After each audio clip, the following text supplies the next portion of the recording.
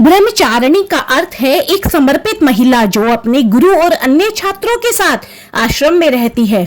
वह महादेवी के नव दुर्गा रूपों का दूसरा स्वरूप है।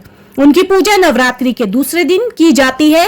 देवी ब्रह्मचारिणी पार्वती का एक रूप है और सफेद वस्त्र पहनती है।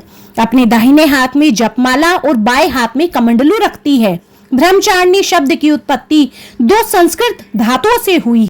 ब्रह्मा का अर्थ है एक स्वयंभू आत्मा, पूर्ण वास्तविकता, सार्वभौमिक, स्व, व्यक्तिगत ईश्वर। पवित्र ज्ञान चारिणी उस व्यक्ति का स्त्रीलिंग संस्करण है जो चर्या है, जिसका अर्थ है व्यवसाय करना, संलग्न करना, आगे बढ़ना, व्यवहार करना, आचरण करना, अनुसरण करना, अंदर जाना, पीछे जाना। वैदिक ग्रंथों में ब्रह्मचारिणी शब्द का अर्थ पवित्र धार्मिक ज्ञान का अनुसरण करने वाली महिला से है। बोलो ब्रह्मचारिणी माता की जय। मान्यताओं के अनुसार ब्रह्मचारिणी माता पूर्व जन्म में राजा हिमालय के घर में पुत्री के रूप में पैदा हुई।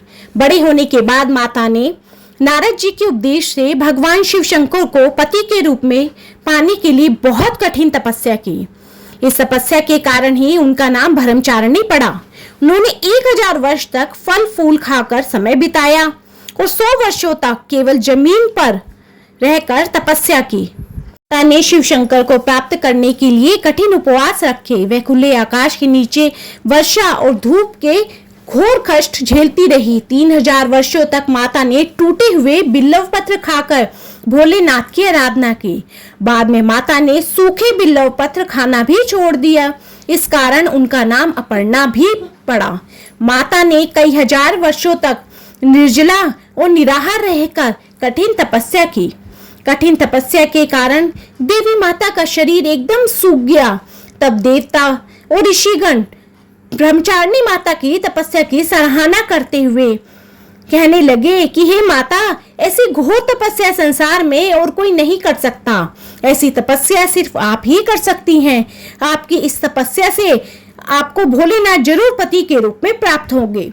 तब यह सुनकर ब्रह्मचारिणी माता ने तपस्या करना छोड़ दिया और अपने पिता के घर चली गई। वहां जाने के कुछ दिनों के बाद ही माता को शिव शंकर पति के रूप में प्राप्त हुए।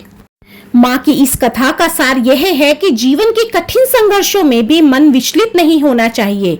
माँ ब्रह्मचारिणी देवी की कृपा से सर्व सिद्धि प्राप्त होती है। बोलो माँ ब्रह्मचारिणी की जय। तो माँ ब्रह्मचारिणी आप सभी का भी कल्याण करे। कमेंट में जय माता की अवश्य लिखिएगा।